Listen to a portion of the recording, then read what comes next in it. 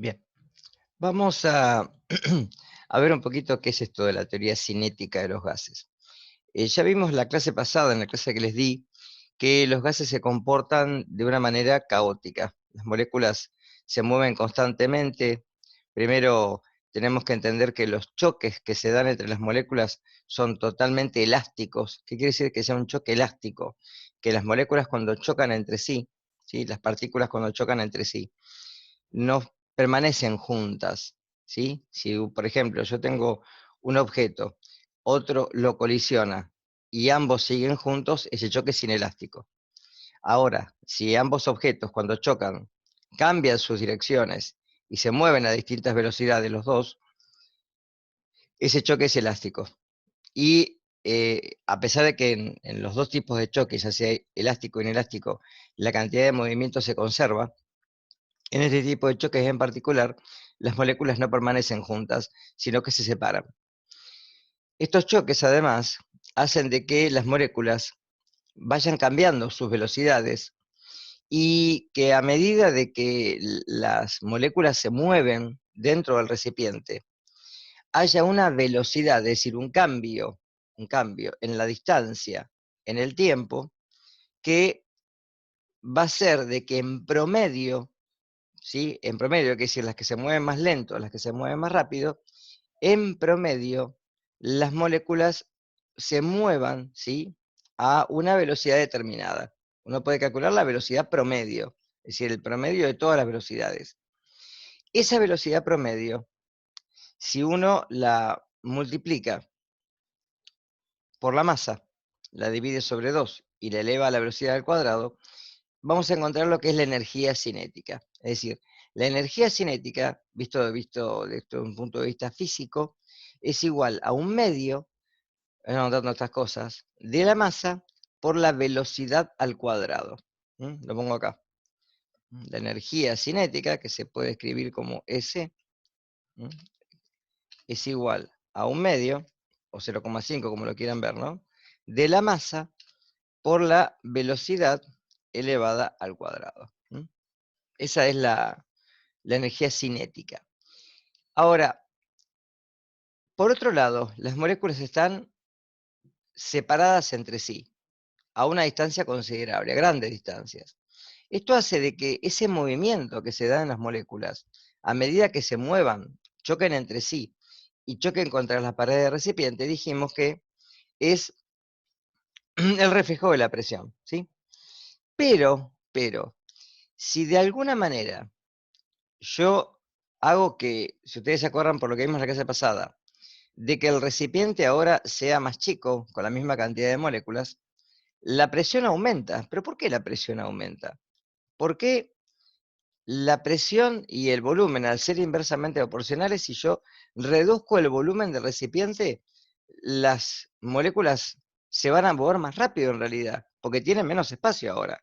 Entonces, el espacio que tenían antes, ahora está confinando el espacio menor y aumenta la presión.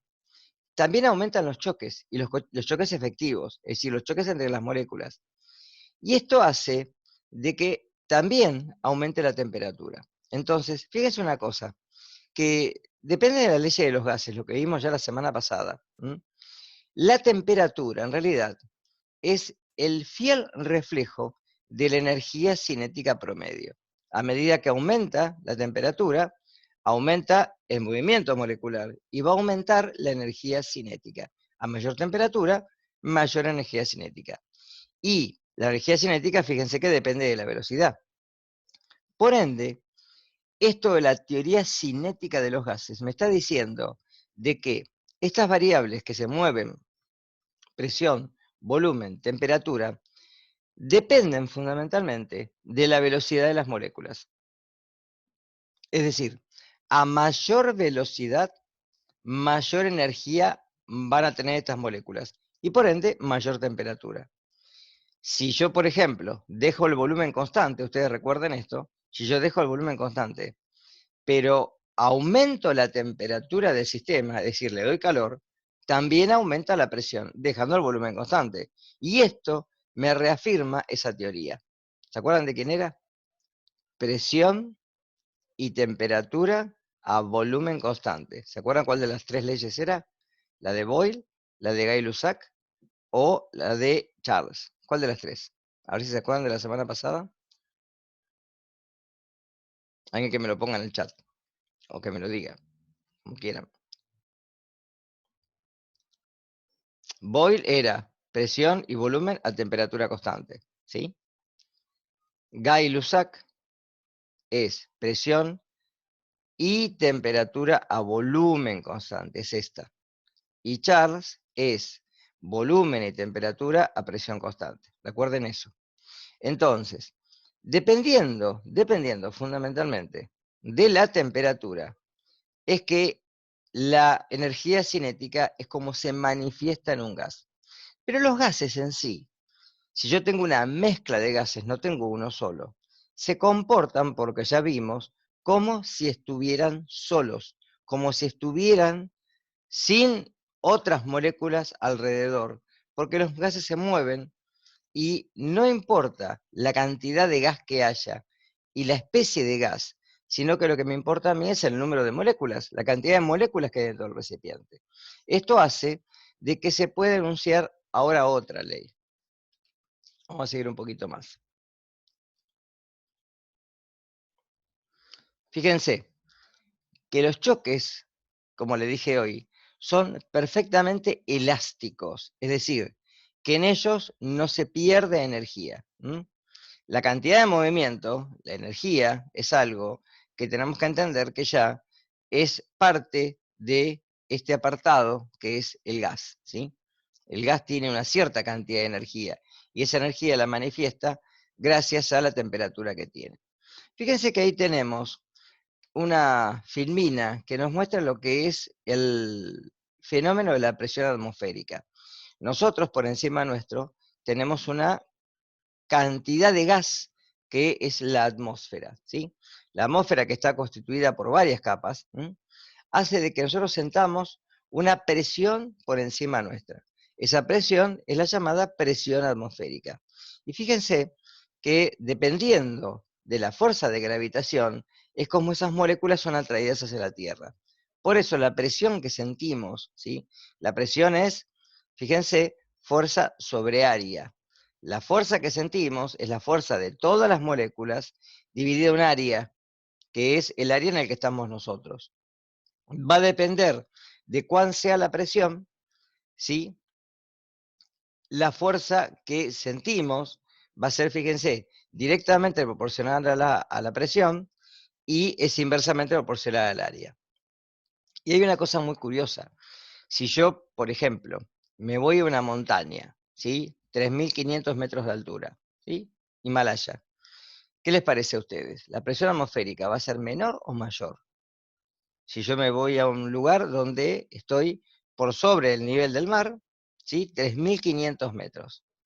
¿Qué les parece? ¿La presión que vamos a sentir es mayor o menor si estoy subiendo? Fíjense que ahí está mostrando que esa columna que está por encima nuestro, tiene una fuerza de 10 a la 5 newtons dividido por cada metro cuadrado de área.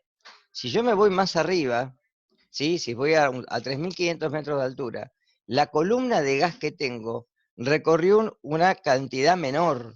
Entonces, si yo estoy a 3.500 metros, la presión que siento es menor, no es mayor. Por eso, por ejemplo, cuando los jugadores van a los jugadores de fútbol, por ejemplo, deportistas, van a un lugar a una altura mucho mayor, se tienen que acostumbrar a la cantidad de oxígeno, porque la presión de gases a esa altura es menor. Hay menos disponibilidad de oxígeno. Acá tenemos un 21% y tal vez si yo me voy mucho más arriba, la cantidad de oxígeno no supere el 18%. Por ende, después búsquenlo por favor, ¿sí? Para ver qué porcentaje de oxígeno en relación a la altura, ¿sí? Cómo va cambiando. Como el oxígeno es parte del aire, el 21% lo tenemos al nivel del mar, y a medida que me voy ascendiendo, la cantidad de oxígeno es menor. ¿Por qué? Porque la presión es menor, ¿de acuerdo? Entonces, si me voy arriba, al contrario, la presión es menor. Ahora, si voy más abajo, si estoy por debajo del nivel del mar, la presión ahí sí va a ser mayor, porque tengo una mayor distancia desde que estoy a nivel del mar hasta que estoy en un abismo, por ejemplo.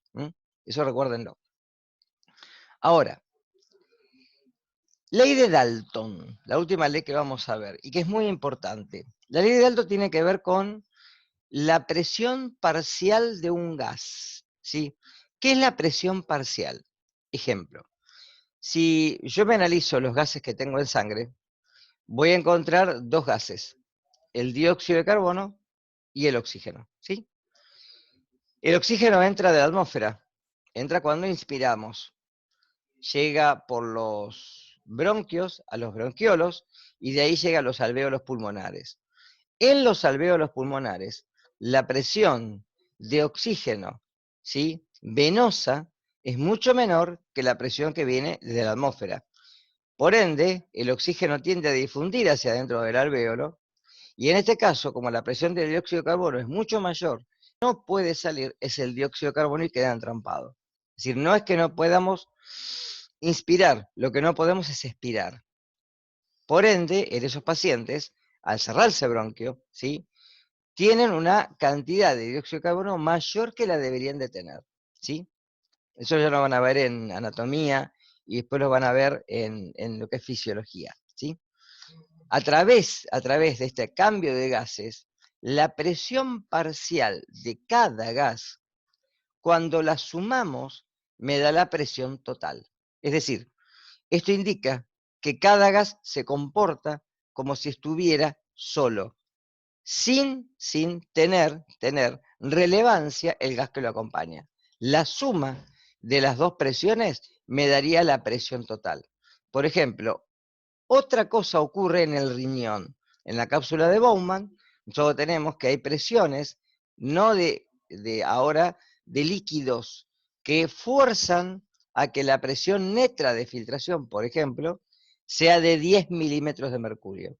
Y ahí van a acompañar la presión que hacen los solutos y la presión arterial que llega al glomérulo para hacer que ahora el líquido, que es el plasma, ¿sí?, proveniente de la sangre, se pueda filtrar, ¿de acuerdo? Es muy importante estos contenidos porque después los van a ver en anatomía y los van a discutir en los apartados fisiológicos, ¿está?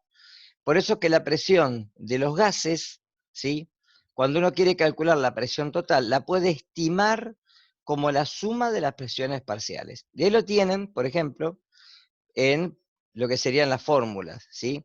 Si yo tengo que la presión de A por su volumen es igual al número de moles por R por T, y la presión de B, ¿sí?, por el volumen es igual al número de moles por R por T, eso acuerdan de la clase pasada, ¿sí?, la presión total del sistema es la presión de A más la presión de B, ¿sí? Y esto hace de que si yo sumo miembro a miembro ambas ecuaciones, ¿sí?, a mí me quede que si sumo la presión de A más la presión de B, me queda la presión total, ¿sí? Y la presión, ahora, ¿a qué es igual la presión parcial del gas? La presión parcial del gas es igual a la fracción molar por la presión total.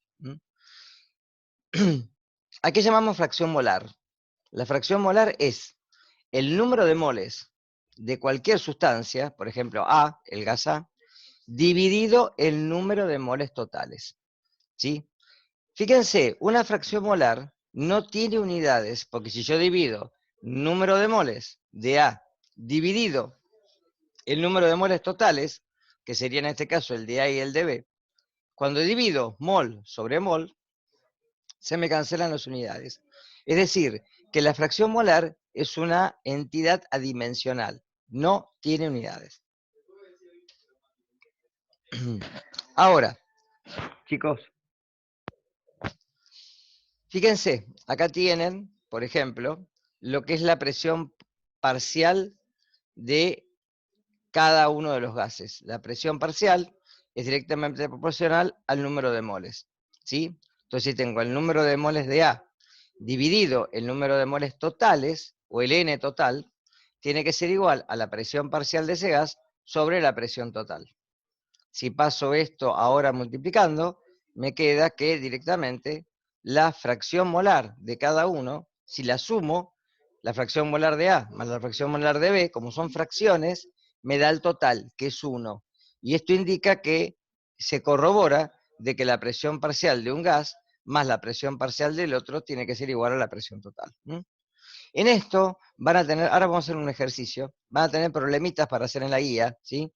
Igualmente, vamos a tratar de que en los problemas que puedan aparecer en el parcial no haya reactivo limitante, porque esto hay un problema de la guía que sí forma reactivo limitante. Por ejemplo, yo tengo un gas como el oxígeno, más otro gas que es el hidrógeno, ¿sí? Cuando los hago reaccionar me forman agua. Pero si yo tengo uno de los dos, que es el limitante, por ejemplo, pongo hidrógeno, y la cantidad de oxígeno que pongo no alcanza para formar, ¿sí? Estequiométricamente toda la cantidad de agua, una vez que se hizo la reacción, en el recipiente me va a quedar agua, ¿sí? Y como el oxígeno fue el limitante, me va a quedar un remanente de hidrógeno. Es decir, el hidrógeno va a ser el excedente. Entonces, si en un momento determinado, en un recipiente, yo tengo oxígeno e hidrógeno, ¿sí? La presión total va a ser la presión parcial del hidrógeno más la presión parcial del oxígeno. Cuando haga la reacción y se me forme agua, y el oxígeno se me gaste totalmente, en el recipiente me va a quedar ahora hidrógeno remanente y agua. El oxígeno desapareció, se transformó en agua ahora. Reaccionó con el hidrógeno y formó agua. Entonces la presión parcial en el recipiente ahora va a ser la presión de vapor de agua más la presión de hidrógeno que me quedó como reactivo en exceso. ¿Sí? Hay un problema en la guía que tiene estas características, pero vamos, o sea, en el parcial no van a aparecer, solamente van a aparecer de presiones parciales. ¿Sí? Hasta ahí. Acá tienen, por ejemplo, lo que les decía recién. Si tengo que el oxígeno tiene una presión de 159 milímetros de mercurio y el nitrógeno tiene una presión de 593, y si ahora mezclo los dos, ¿sí? Manteniendo condiciones, la suma de los dos es la suma de las presiones parciales, ¿de acuerdo?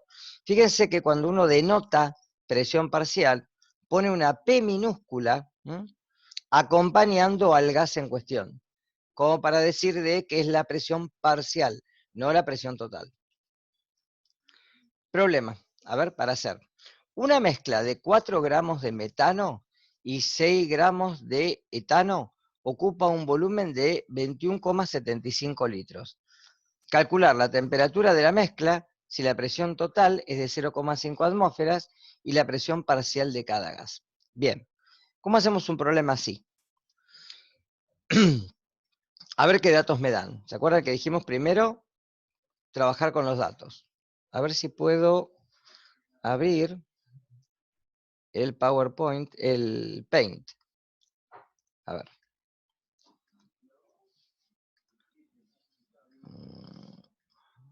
Escritorio. Ahí está. Voy a abrir el Paint, que lo tengo acá. Ahí está.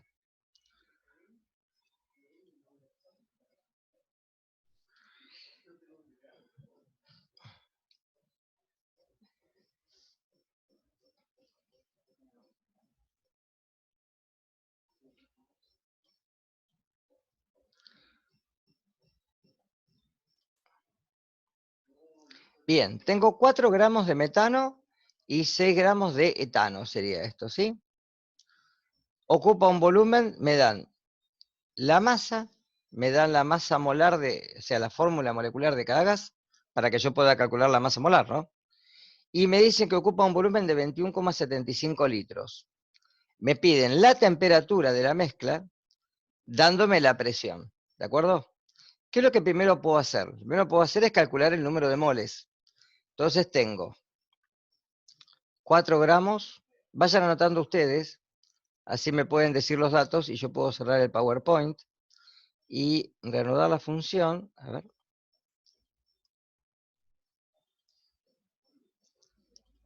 ¿Se ve el Paint de fondo ahí? En vez del PowerPoint ahora. ¿Lo ven? Alguien que me lo escriba en el chat, aunque sea. No, yo no lo puedo ver. A ver. ¿Ahí? Ahí sí. Bien. Entonces, a ver, dijimos que teníamos 4 gramos de metano, ¿de acuerdo? ¿Anotaron ustedes las características del problema? Si no, yo las tengo acá.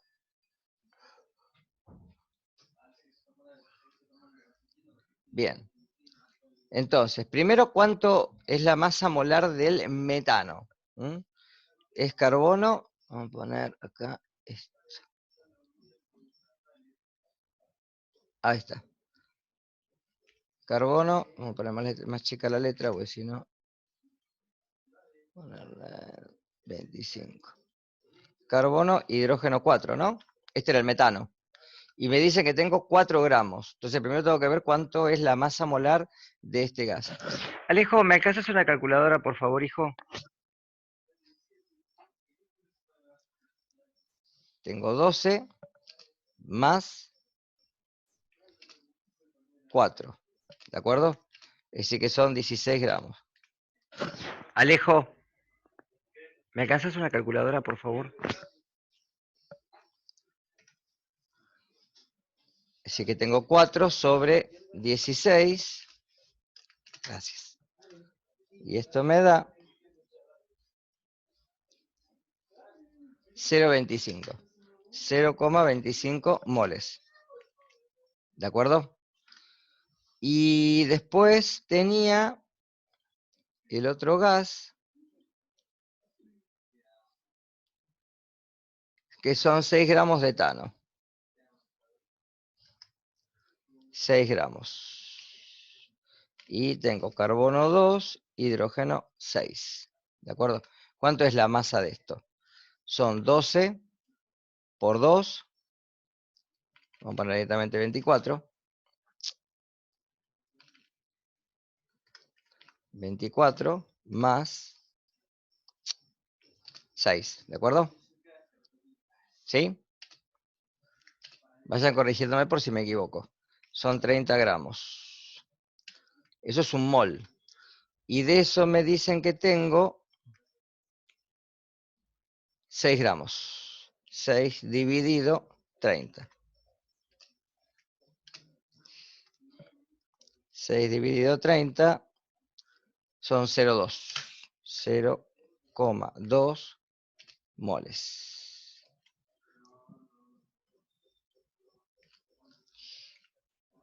¿De acuerdo? Quiere decir que si me pide la temperatura, yo sé que la presión por el volumen es igual al número de moles por R por T. ¿De acuerdo?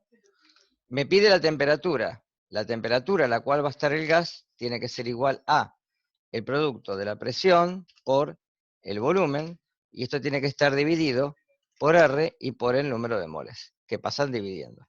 ¿Hasta acá estamos? Con el razonamiento que hice, despejé la temperatura. P por B sobre N por R es igual a la temperatura. Entonces la temperatura a la cual tiene que estar el gas va a ser igual a la presión, que la presión me la dan como dato. Me están diciendo que la presión es de 0,5 atmósferas. 0,5 atmósferas. ¿Sí? Por 21,75 litros. Y esto tiene que estar dividido por 0,082 litro atmósfera, ¿sí? Mol a la menos 1, ¿sí? Mol a la menos 1, Kelvin a la menos 1, ¿no? Kelvin a la menos 1, o sobre Kelvin es lo mismo, ¿no? ¿De acuerdo? Y esto está multiplicado por el número de moles, que es la suma de los dos, 0,45. ¿De acuerdo? Bien, cálculos. Entonces, 0,5 por 21,75 y lo tengo que dividir por 0,082 por 0,45. Es decir que 294,72. El resultado de esto, 294,72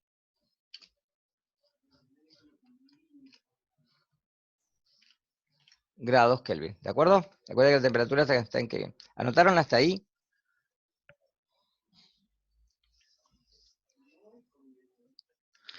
Y ahora me piden la presión parcial. Tengo dos formas de hacerlo. O puedo hacer todo lo mismo, dos veces, ¿sí? Dos veces, para poder calcular la presión ahora. Ya tengo la temperatura, podría calcular la presión. O bien, lo que podría hacer es, como yo ya tengo la presión parcial, que es un dato que la presión total, perdón, que es un dato que me da el problema, podría calcular la fracción molar, ¿sí? Con lo cual, no utilizaría, fíjense, no utilizaría el dato de temperatura por si me llego a equivocar o me llegó a pasar algo. ¿Puedo borrar esto? ¿Lo copiaron? Igual va a quedar en el video porque estoy grabándolo a esto, ¿no? Pero bueno. ¿Cómo calculo la fracción molar? Quedémonos con estos datos que tenemos acá. Solamente con estos. Para calcular la fracción molar, así vemos cómo se hace el cálculo, la fracción molar de, vamos a ponerle metano, ¿sí? Que es el primer gas, tiene que ser igual a el número de moles de metano, que es 0,25, dividido, esto es mol, el número de moles totales. ¿Y quién es el número de moles totales? Y va a ser el mismo gas, 0,25 moles, más el otro gas, que es el etano, que son 0,2 moles. ¿De acuerdo? ¿Sí? Divido el número de moles de metano, dividido el número de moles totales. Entonces, si hago 0,25 dividido 0,45, eso me da 0,56 redondeándolo. Fíjense que ya no tiene unidades. Carece de unidades porque se cancelaron. Ahora, la presión parcial del metano va a ser igual a la fracción molar, 0,56, por la presión total. Que la presión total ya me lo daba el problema. Es de 0,5 atmósferas. 0,5 atmósferas. ¿Sí? Entonces, 0,56 por 0,5 es 0,28. ¿Sí? 0,28 atmósferas. Fíjese que retiene las unidades. ¿Y cuánto es la presión parcial del etano? ¿Sí? La presión parcial del etano. La presión parcial del petano es 1 menos, ¿sí? Porque la fracción molar en realidad es la suma de los dos. Perdón, no, 1 no. Hice otra cosa. Es la presión total, 0,56, 0,5, perdón, atmósferas, menos, porque era la suma de los dos, ¿no? 0,28.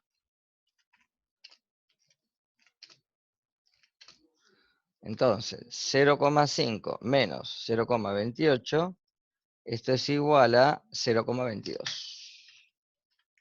atmósferas. ¿De acuerdo?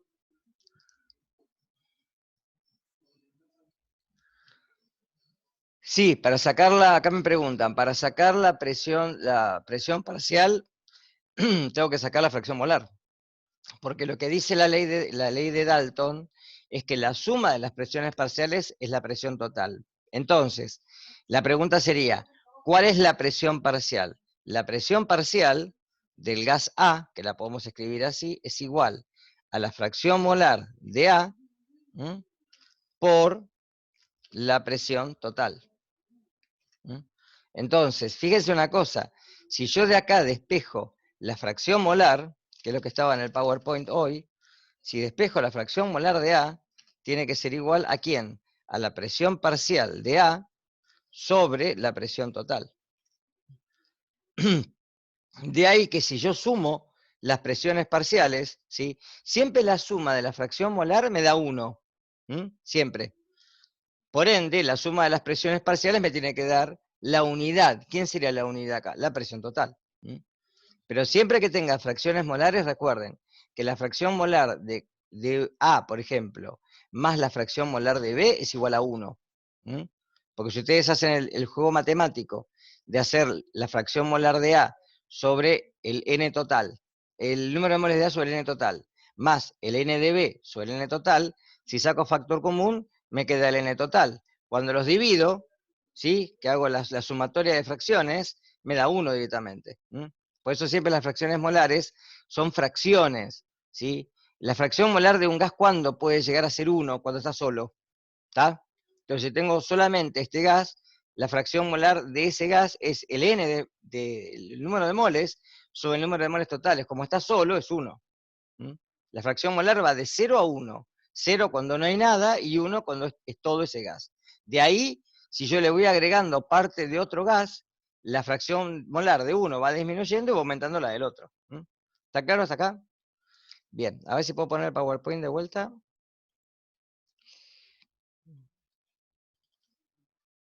¿Se ve el PowerPoint ahí de fondo? Bien. Entonces, vamos a reunir acá la filmina. ¿Sí?